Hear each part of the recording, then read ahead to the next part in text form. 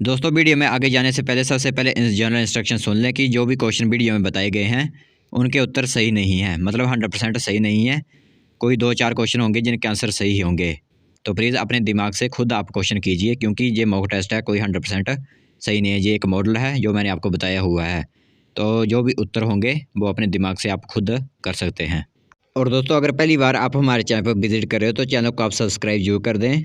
जो लाल कलर का subscribe button आपको दिख रहा होगा, इसी के साथ जो बेल आइकन है उसको भी ऑल पर सेट कर दें, और वीडियो को जल्दी से कर दें लाइक, क्योंकि काफ़ी ज़्यादा इन्फॉर्मेशन हम आपके लिए लेकर आए हुए हैं। तो दोस्तों हिमाचल प्रदेश पुलिस की तैयारी करने वाले रिटन टेस्ट की जो कि मार्च महीने में आ रहा है, तो उसके लिए हम आज आपके लिए एक मॉक टेस्ट लेकर आए हुए हैं जनरल हिंदी का। तो हिंदी का मॉक टेस्ट हम लेकर आए हुए हैं, तो आपको डेली मॉक टेस्ट प्रोवाइड करवाए जाएंगे। इंग्लिश का, हिंदी का, मैथ का जो भी होगा तो वो आपको पूरे अपडेट करवाए जाएंगे। तो चलिए देखते हैं। प्लीज़ वीडियो के साथ आप एंड तक जो बने रहिए। जो भी दिल से तैयारी कर रहा है हिमाचल प्रदेश पुलिस भर्ती में होने के लिए, वो वीडियो को एंड तक जरूर देखेगा, इतना मैं कह देता हूँ। तो क्या क्वेश्चन है, सबसे पहले तो जनरल हिंदी का क्वेश्चन देख लेते हैं क्या आया हुआ है। तो 60 मिनट तो ये हम बात कर रहे हैं सिर्फ जनरल हिंदी का। तो इसमें क्या ऑप्शन है, सबसे पहले क्वेश्चन, सौंदर्य का कौन सा डैश रूप मेरे हृदय से उल्लास तरंगित कर रहा है, यह बात बस मैं ही जानती हूँ। अगर मुझ में इस बात को कहने की शक्ति नहीं हुई तो यह डैश का गुण बनी रह जाएगी। तो इसमें ऑप्शन क्या है, विशिष्ट गूंगे, अद्भुत राब, अनूठा गन्ने या विशेष अंधे। तो इसका क्या हो सकता है, सौंदर्य का कौन सा अनूठा रूप या फिर अद्भुत रूप, तो यह अंधे का गुण, गूंगे का गुड़ बनी रह जाएगी। तो इसमें मुझे इतना ज़्यादा आइडिया नहीं है, आपको आइडिया होगा तो आप नीचे कमेंट में लिख सकते हैं कि इसका आंसर सर ये होगा। तो सौंदर्य का कौन सा, मैं ये लगा देता हूँ कि अद्भुत रूप मेरे हृदय को तो यह राव का गुड़ बनी रह जाएगी। तो अद्भुत और राव मैं सेलेक्ट कर लेता हूँ। तो चलिए एक और क्वेश्चन देख लेते हैं, वो भी आया हुआ है इसी तरह। जो समझता है कि वह दूसरों का उपकार कर रहा है वह डैश है, जो समझता है कि दूसरे उसका डैश कर रहे हैं। तो जो समझता है कि वह दूसरों का उपकार कर रहा है, उसका क्या आंसर हो सकता है, वह अज्ञानी है। जो समझता है कि दूसरे उसका सम्मान कर रहे हैं वह भी बुद्धिहीन है। तो मेरे हिसाब से वह सत्कार नादान है। मेरे हिसाब से सबसे लास्ट अज्ञानी और समान हो सकता है। आपका अपना राय हो सकती है सभी की। माननीय न्यायाधीश ने वाद को खारिज करते हुए वादी को कोई सहायता नहीं दिया, पारितोषिक, आश्वासन या सम्मान। उचित विकल्प चुनना है आपने। ये क्वेश्चन आपके लिए रहेंगे कि माननीय न्यायाधीश ने वाद को खारिज करते हुए वादी को कोई सहायता नहीं दिया या पारितोषिक या आश्वासन। जो न्यायाधीश होते हैं वाद को खारिज करते हुए वादी को कोई आश्वासन नहीं दिया, सम्मान नहीं दिया, आश्वासन नहीं दिया या पारितोषिक नहीं दिया, तो मेरे हिसाब से आश्वासन नहीं दिया होगा। तो एक बार फिर से देख लेते हैं। उचित विकल्प चुनने के लिए आपको आएंगे वहाँ पर हिमाचल प्रदेश पुलिस में। तो आणविक भट्टियाँ असीमित शक्ति का साधन है। तो आणविक जो भट्टियाँ होती हैं तो असीमित शक्ति का स्रोत हैं। तो स्रोत लिख सकते हैं हम, स्रोत हैं। नेक्स्ट, अतः नम्र डैश है कि मुझे 2 दिन का अवकाश प्रदान किया जाए। अतः नम्र आवेदन है कि जब हम लिखते हैं, आपको पता है कि जब हम एप्लीकेशन लिखते हैं हिंदी में तो आपको क्या लिखते हैं, अतः नम्र आवेदन है कि मुझे 2 दिन का अवकाश प्रदान किया, कि आग्रह है, आवेदन, निवेदन, आपसे निवेदन है कि मुझे 2 दिन का। तो हम अपने आवेदन लिखते थे, आप क्या लिखते थे आप बता सकते हैं कि क्या इसका आंसर हो सकता है। तो अतः नम्र आवेदन है कि मुझे 2 दिन का अवकाश प्रदान किया जाए, निवेदन या आवेदन। तो मेरे हिसाब से आवेदन होगा, तो आवेदन को मैंने टिक कर दिया है। तो इसमें अंतिम वाक्य निश्चित है, शेष को उचित क्रम में व्यवस्थित कीजिए। तो जो वाक्य दिया है उसको उचित क्रम में व्यवस्थित करना है। तो इसमें क्या है, सामाजिक जीवन में क्रोध की जरूरत बराबर पड़ती है। मनुष्य दूसरों के द्वारा पहुँचाए जाने वाले बहुत से, यदि क्रोध न हो तो कष्टों की चिर निवृत्ति का उपाय ही न कर सकें। तो ये किस तरह से होगा आप जरूर बता सकते हैं। तो मैं इसको जल्दी से जल्दी करता हूँ। क्रोध की जरूरत बराबर, मनुष्य दूसरों के द्वारा पहुँचाए जाने वाले पहुँचाए जाने बहुत से क्रोध की जरूरत बराबर पड़ती है। मनुष्य दूसरों के द्वारा पहुँचाए जाने वाले बहुत से क्रोध की जरूरत बराबर पड़ती है। और यदि क्रोध न हो तो कष्टों की चिर निवृत्ति का उपाय ही न कर सकें। तो मेरे हिसाब से ये वाला होगा, र से शुरू होता है, जो मनुष्य दूसरों के द्वारा पहुँचाए जाने वाले बहुत से। तो मेरे हिसाब से ये होगा। आप देख सकते हैं आपका क्या हो सकता है आंसर। तो चलिए नेक्स्ट को एक और क्वेश्चन देख लेते हैं। कंप्यूटर एक ऐसा, इसमें भी आपको ठीक तरह से लिख कर आना है। कंप्यूटर एक ऐसा जिससे मानव का स्थान ले लिया है, आवश्यकताओं को पूर्ति करने में आश्चर्यजनक आविष्कार है।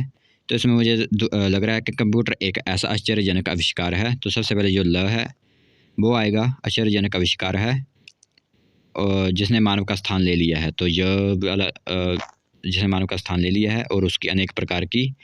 तो जो सबसे पहला ऑप्शन है ये मुझे 100% सही लग रहा है, तो इसको टिक कर देते हैं। तो एक और क्वेश्चन है, उसको कर लेते हैं। स्वतंत्रता की चिंगारी नहीं थी बल्कि अंदर ही अंदर जो इन स्वतंत्रता प्रेमियों ने लगाई थी वह बूझी सुलग रही थी।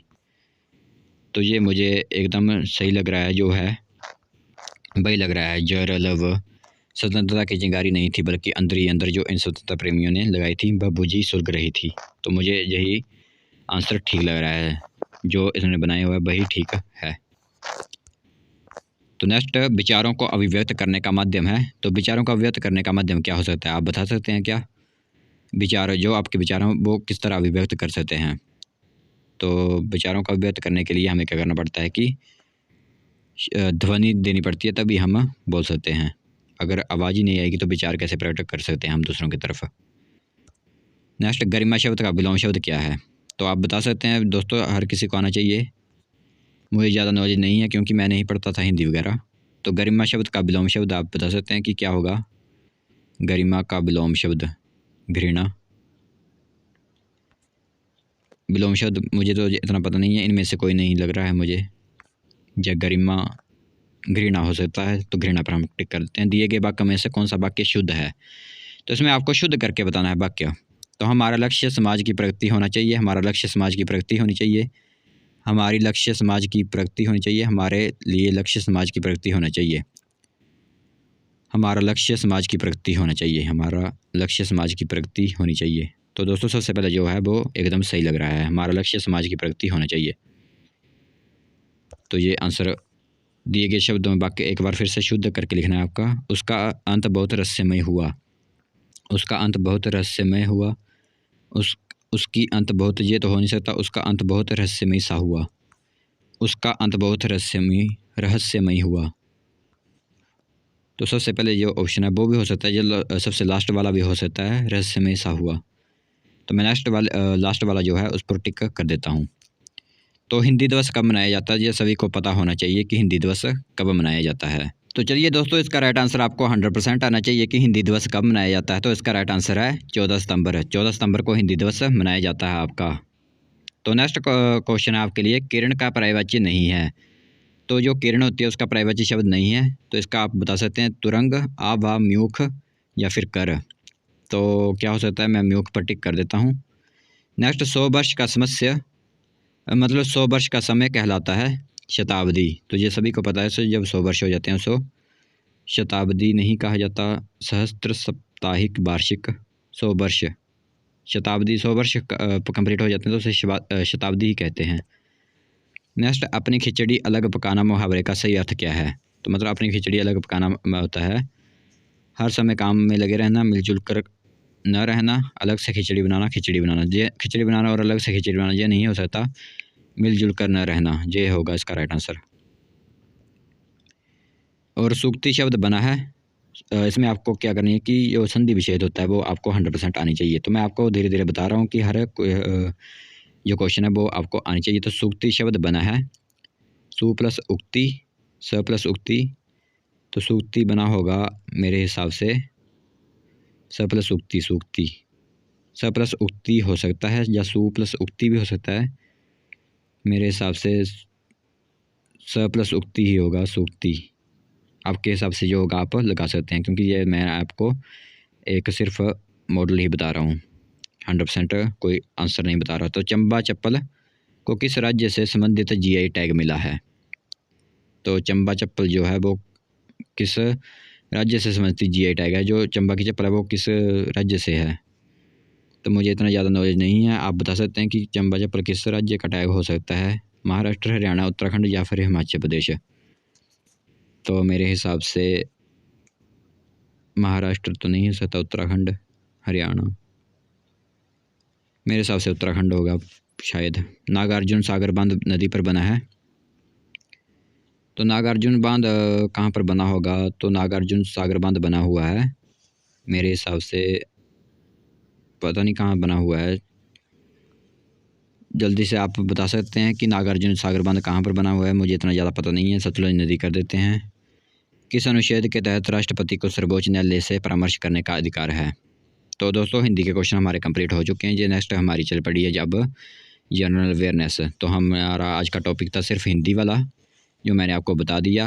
क्वेश्चन मेरे हिसाब से सभी गलत कर लिए होंगे मैंने, तो आशा करता हूँ आपको वीडियो जरूर पसंद आई होगी। आप जिसको मैंने जो जो क्वेश्चन बताए हैं उनको लेकर आप उनका पूरा का राइट आंसर ढूंढ कर प्लीज़ मुझे कमेंट नीचे कर दें, ताकि हर किसी को पता चल सके। तो आशा करता हूँ आपको वीडियो जो पसंद आएगी। मिलते हैं एक और नई वीडियो के साथ, तब तक के लिए जय हिंद, जय भारत, जय हिमाचल।